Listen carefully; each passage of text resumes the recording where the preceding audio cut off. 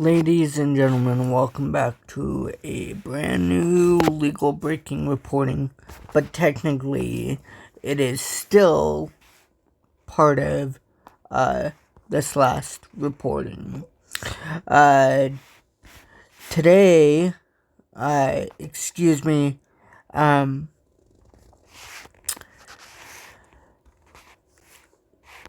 this next reporting,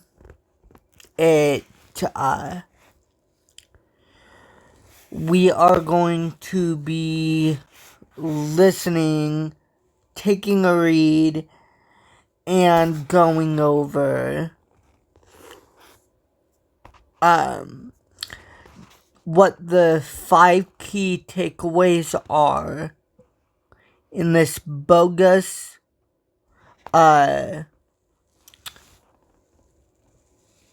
illegal, unconstitutional indictment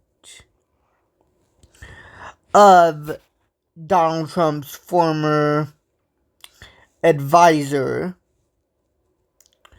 John Bolton. Let's get into the reporting. Ex-Trump advisor John Bolton indicted 5 takeaways by Zach Schonfeld and Ella Lee. John Bolton, a former national security advisor to President Trump who is now counted among his foes, was indicted Thursday over allegations he shared and stored classified information. Federal prosecutors say that Bolton sent more than 1,000 pages of diary-like entries to 2 relatives and retained documents, writings and notes related to national defense. The 26-page indictment was handed up by a grand jury Thursday afternoon at the federal courthouse in Greenbelt, Maryland.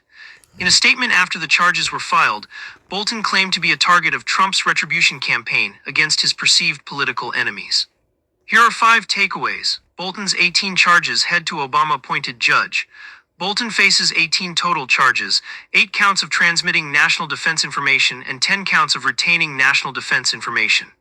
Each count carries a maximum penalty of 10 years in prison, although Bolton is a first-time offender who would likely face a lesser punishment if convicted. It would be up to U.S. District Judge Theodore Chuang, an appointee of former President Obama who was randomly assigned, to oversee the trial proceedings. Chuang has overseen several legal challenges to major pieces of Trump's second-term agenda. Chuang in February sided with a group of Quaker, Baptist, and Sikh organizations in their challenge to the administration's immigration enforcement efforts at places of worship. This spring, Chuang ruled that Elon Musk was likely unlawfully dismantling federal aid programs as he spearheaded the Department of Government Efficiency DOGE. The ruling sparked an impeachment call from Representative Andy Ogles, Republican from Tennessee. But in July, he denied a group's effort to block the Trump administration from revoking temporary legal status given to thousands of nationals from Afghanistan and Cameroon. Chuang also declined to immediately dismiss the lawsuit, and it remains pending. Diary entries at the heart of case. The case against Bolton centers on hundreds of pages of diary-like dispatches he sent to 2 relatives about his day-to-day activities as national security advisor.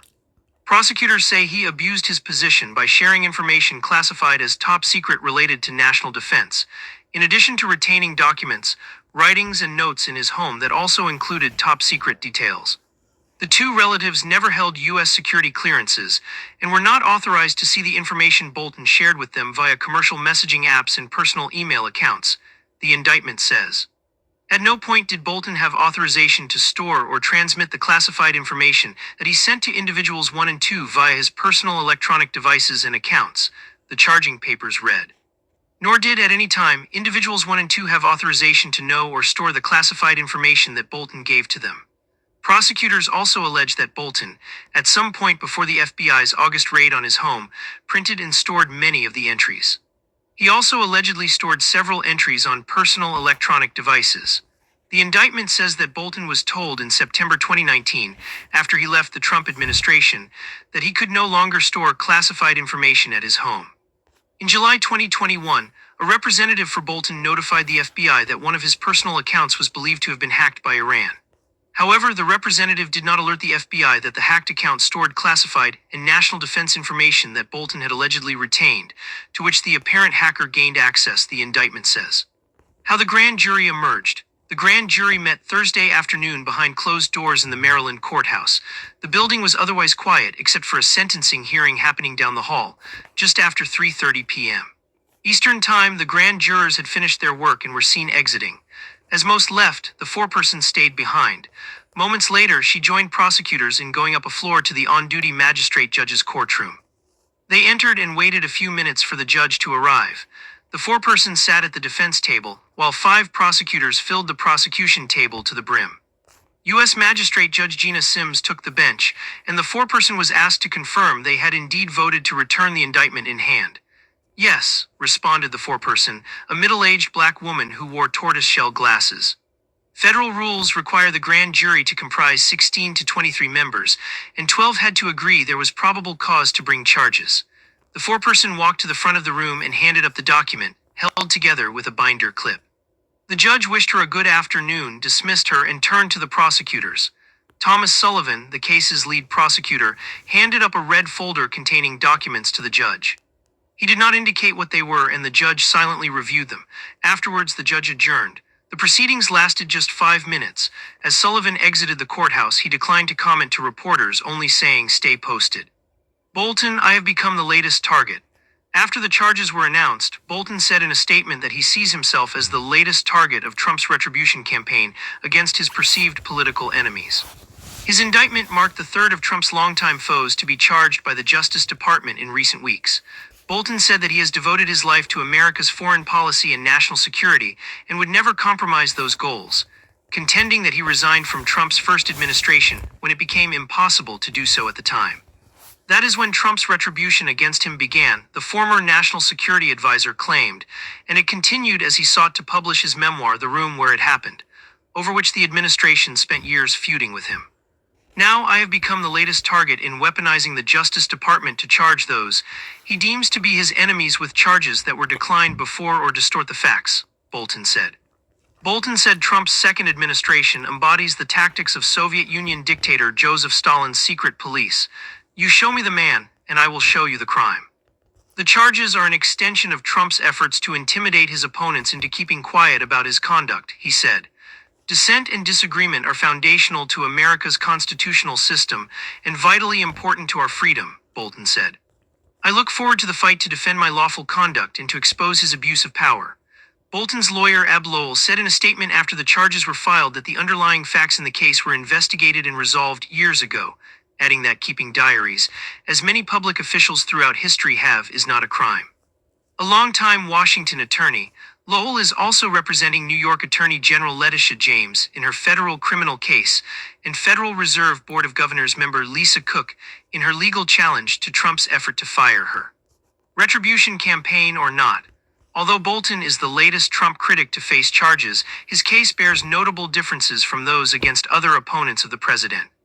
Former FBI Director James Comey was the first Trump foe to be indicted, charged by a federal prosecutor in Virginia for allegedly making false statements during 2020 congressional testimony. He pleaded not guilty and has vowed to raise claims of vindictive prosecution.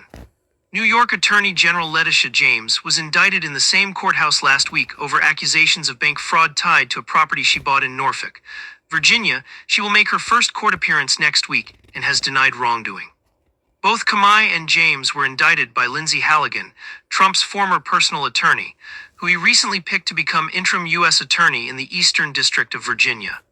Halligan was tapped for the role after Eric Siebert, the district's former U.S. attorney, resigned amid pressure to indict Comey after determining there was not enough evidence to do so.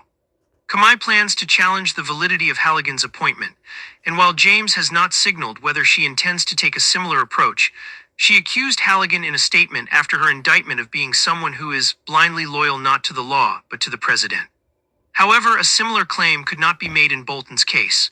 He was indicted in Greenbelt, Maryland, where prosecutors are led by U.S. Attorney Kelly Hayes, who is in the role permanently. Also, the case against Bolton was presented to a grand jury by Thomas Sullivan, chief of the Maryland office's National Security Section. 4 prosecutors joined him before a magistrate judge Thursday when the indictment was handed up. In Comey and James's cases, Halligan sought their indictments on her own. Prosecutors from outside her Virginia district have since joined the case against Comey. However, with that note, ladies and gentlemen, this vindictive bullshit prosecution of Trump indicting his political enemies should not stand. Why should it not stand? It should not stand for the simple fact that Trump has gotten away with stealing classified documents and claiming he's done nothing wrong. When we know what he's done to the American people. Donald Trump is a piece of crap.